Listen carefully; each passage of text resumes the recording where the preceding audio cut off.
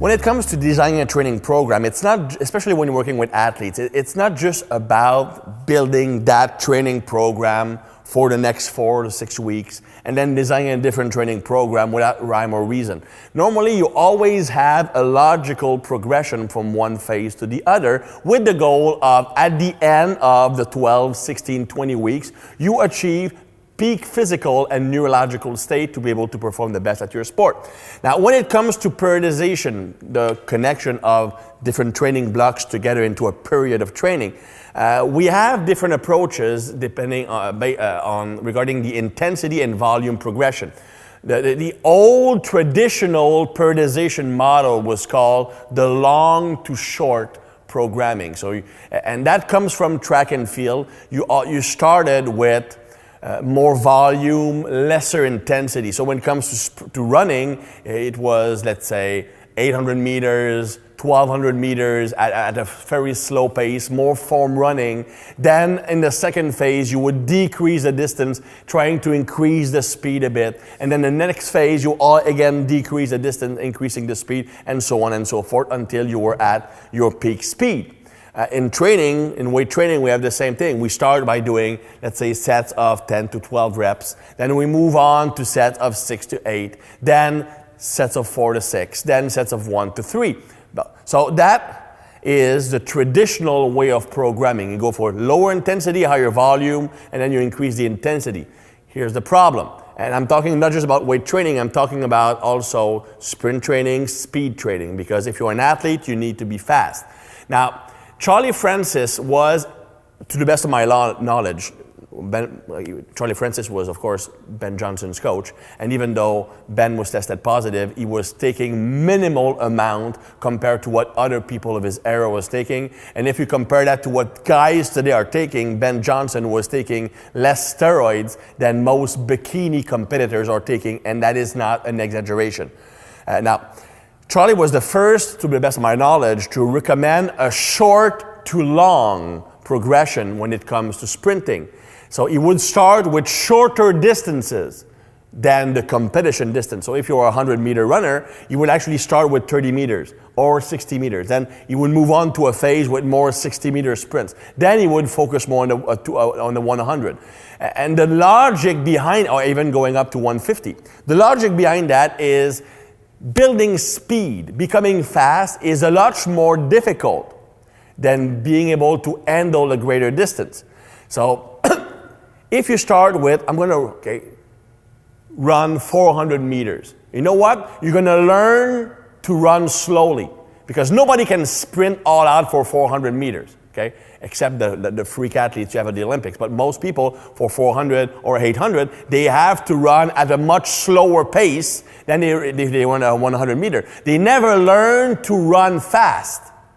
And when they finally move on to that speed phase, they only have a few weeks to really build that top speed, top acceleration. Whereas the short to long approach, you first learn to be really, really explosive. Learn to accelerate super fast. Then you learn to reach a very fast top speed. Then you learn to maintain that top speed as well as possible over your competition distance and slightly longer. Okay? That is a much smarter because quality is much harder to improve than capacity. Quality is the highest rate of work you can achieve. Capacity is the largest amount you can maintain that quality with. It's much better to focus on becoming fast and then increasing the distance at which you can be fast. Same thing goes with CrossFit. Okay? If you want to be good at CrossFit, Ben Bergeron uses that method and it's super smart. Start by becoming capable of working at a very high intensity for 4 to 6 minutes. Then try to maintain that intensity for 8 minutes, 12 minutes, 20 minutes. First, develop the system that allows you to have a high quality, then maintain that quality over a longer period of time. That is much smarter than building a large conditioning capacity and then try to become faster without gassing out. That just doesn't work. Now, when it comes to lifting, are we using the same approach? Yes and no. It depends on the person you're working with. If you are a bodybuilder, If you are a bodybuilder, adding volume, provided that you don't exceed your capacity to recover, will lead to more muscle growth. So if a bodybuilder starts with the long approach of volume and move on to low volume, high intensity, he might actually lose muscle. Because at first he gets his body used to doing volume, then you decrease the volume, so you might actually lose muscle tissue. So a bodybuilder whose main goal is to add muscle tissue should start with short, then go long. Start with heavier weights, lesser volume, and as he progresses month to month, you increase the volume while gradually decreasing the intensity a bit. That is a much better approach for a bodybuilder to be able to continuously build muscle. If I'm a strength athlete, if I'm an athlete, oftentimes I will use the opposite. I will start with more volume and then go toward increasing maximum force production and then maximum speed.